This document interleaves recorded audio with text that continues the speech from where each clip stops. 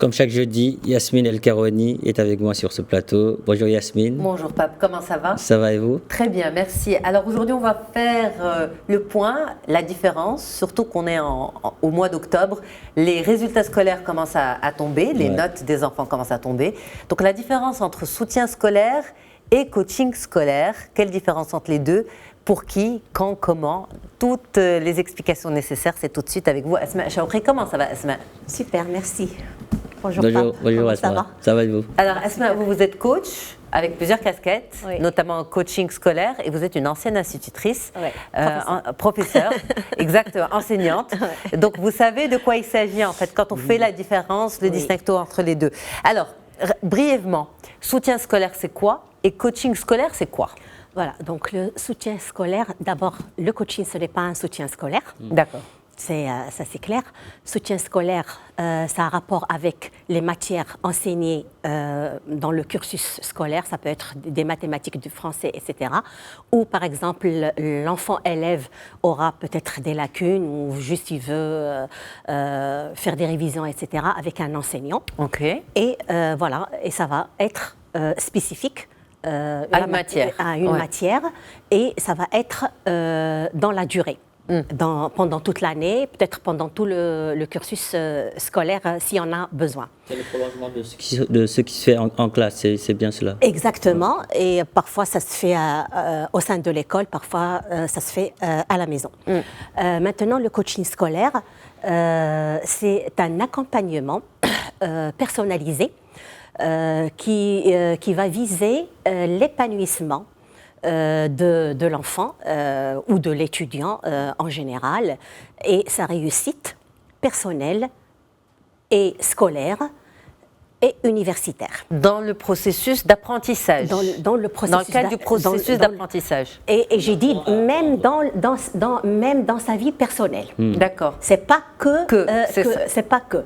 Et donc c'est dans une durée limitée sur laquelle on va se mettre d'accord en début de l'accompagnement. Et cela pour nous amener vers des résultats qui sont concrets et mesurables tout au long de la scolarité. Ok, alors on va décortiquer tous ces détails-là. Aujourd'hui, on entend les parents dire pourquoi on donne pas, on n'inscrit pas notre enfant. Peut-être qu'il a besoin d'aide, qu'il a besoin de coaching, il a besoin de soutien. Il y a l'amalgame entre les deux. On a l'impression que soutien scolaire, c'est coaching. Alors, à quel moment on recommande à un enfant, à son enfant, à un étudiant, un élève, d'avoir recours à un coaching scolaire? Donc, déjà, c'est une bonne chose si les parents ils se posent ces questions. Est-ce que l'enfant il a besoin de soutien ou de coaching? Parce qu'en général, quand l'enfant il a des difficultés dans son parcours scolaire, on va aller avoir recours directement au soutien scolaire. Alors que pas mal de fois, l'enfant n'a pas besoin de soutien scolaire, il a besoin de coaching. Donc, si l'enfant n'a pas de lacunes, si l'enfant n'a pas de problème d'apprentissage, et il trouve des difficultés à apprendre ou à réviser ou à faire ses devoirs, etc. Ça, c'est le moment d'aller vers le coaching. Mais pardon, Asma, un enfant qui va avoir des difficultés à apprendre, c'est un enfant qui va développer des lacunes. C'est sûr. Parfois, les lacunes ne sont pas... c'est-à-dire, c'est pas une question de compréhension, je veux dire. C'est pas parce qu'il comprend bien, il comprend pas bien. C'est pas parce que il a des difficultés à comprendre, mais parfois c'est, et moi je dirais même la majorité des fois, c'est un problème d'apprentissage. Parce qu'à l'école, on va nous apprendre toutes les matières, on va nous apprendre tout, mais on ne va jamais apprendre à un enfant comment apprendre. D'accord. Et le coaching scolaire, c'est ça. Il va accompagner l'enfant, il va mettre le focus sur 3 choses, le coaching scolaire. D'abord sur la personnalité de l'enfant.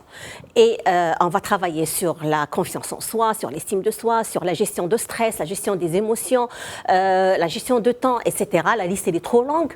Le focus sur les relations, la relation entre l'enfant et ses parents, l'enfant et l'école, l'enfant et ses pairs.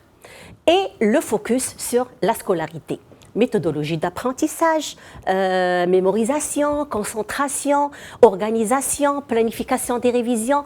Et donc ça, c'est très important parce que l'enfant, parfois, il a ce savoir, il a cette compréhension, mais il n'arrive pas à s'organiser, il n'arrive pas à... Et on va aussi travailler, dans le but du coaching, c'est démontrer, quand on est focus sur la scolarité, c'est faire submerger, travailler avec l'enfant ses styles d'apprentissage et faire émerger les intelligences qui sont dormantes chez l'enfant et lui montrer quelles sont les intelligences qui sont Mais en tant que dominantes. parent, comment on peut savoir que notre enfant a besoin de coaching scolaire et non pas de soutien? Encore une fois, pourquoi? Parce que souvent, ces lacunes d'apprentissage, c'est pas un problème de compréhension, mais c'est un souci d'apprentissage, eh bien, ça va forcément se répercuter sur les notes. Donc, nous, en tant que parents, qu'est-ce qu'on voit? On voit le résultat. La note, en fait. Et donc, on se dit, c'est par rapport à la matière qu'il a un souci. Écoutez, moi, quand je reçois des parents, il y a des parents qui se disent, moi, mon enfant, il est intelligent, il comprend tout. Quand on travaille à la maison. Même si ce mot intelligent, moi, je le mets entre parenthèses parce que tous les enfants sont intelligents.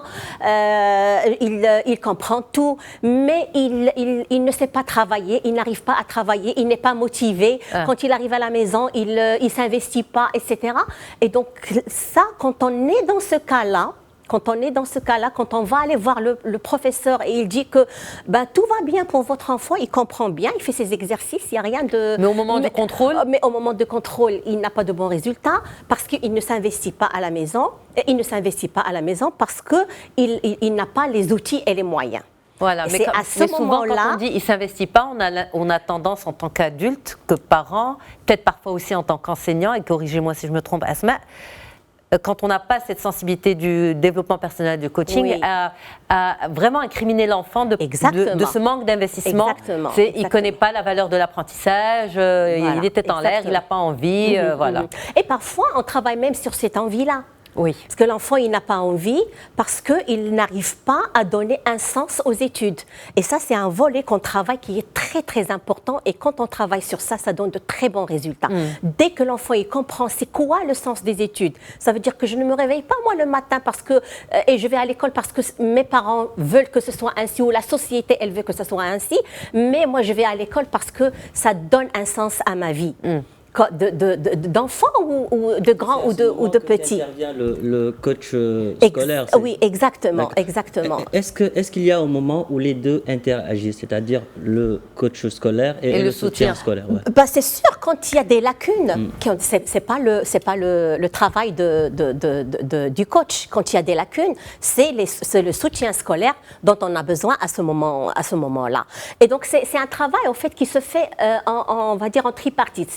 C'est l'enfant, c'est les parents et le coach. Donc, il y a un questionnement, il y a un investissement pour comprendre d'où viennent ces petits problèmes de scolarisation. OK.